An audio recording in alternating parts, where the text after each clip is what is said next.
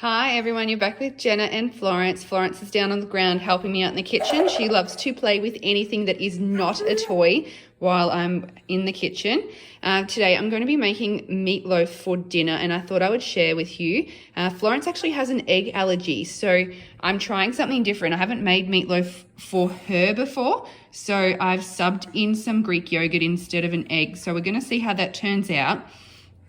But I thought I would just share this with you. Actually, instead of me getting this ready at dinner time, my big key factor is that around lunchtime or early afternoon is when I prep dinner. It works for us. It means that I don't have a stressful evening when Florence starts to get a little bit cranky if she hasn't slept well in the afternoon. So that's where we head off for making our dinner arrangements. But over here, I'll show you what I'm going to add in. I've got just some regular beef mince, a cup of dried breadcrumbs or like packet breadcrumbs. In here, I've just got the spices. So I've added in some onion powder, oregano, basil, salt and pepper. I've added the onion powder because I didn't have any onions today. So I've got in here some spring onions or shallots, depending where you're from. Heaps of minced garlic. I love garlic. Recipes probably call for 1 or 2 cloves. I've added 5 here. And I've also added in some fresh coriander stalks.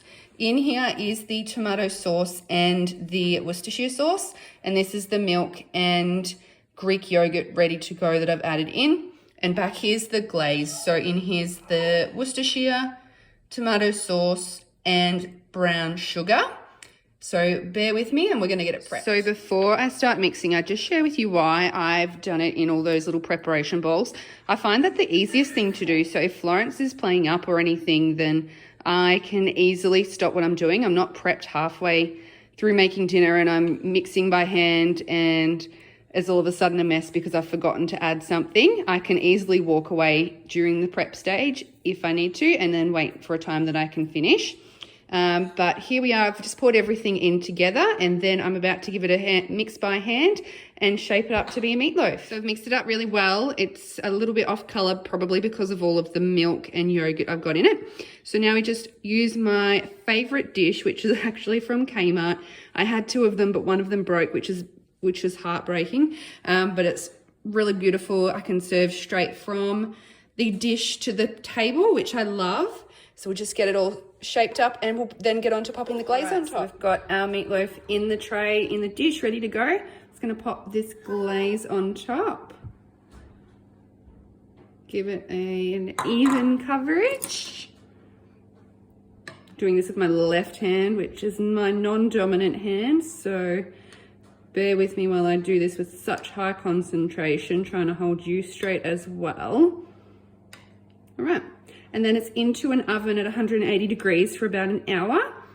I like to have my meals cooked ready to go. If I'm honest, I like get this all cooked and hubby finishes work and gets home just as it's our dinner time with Florence, who is now made her way over to her high chair. So we'll have this cooked and ready to go so that when he gets home, it's just a case of heat and eat. It works really well for us. It takes away any of the stress, which is super important for us having a really good evening and nighttime routine and for her to go to bed nice and relaxed and gets her good 11 to 12 hours sleep. Serve the meatloaf with a sweet potato mash.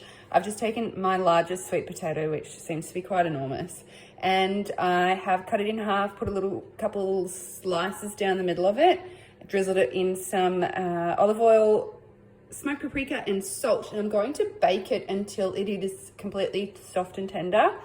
Then I'm going to scoop out the flesh and just mash that up with a bit of butter, and I think that's going to go beautifully with the meatloaf and some steamed veggies. So Florence has just cut her first tooth, so she might be a bit grisly, but here we are back with my sweet potatoes out of the oven. I'm going to scoop out the flesh and mash it all up. Florence has been impatiently waiting for her meatloaf, and I've just served it up for her now. It's held together really well considering there's no egg in there. And she seems to be a massive fan. Yes, can confirm she ate it all and loved it.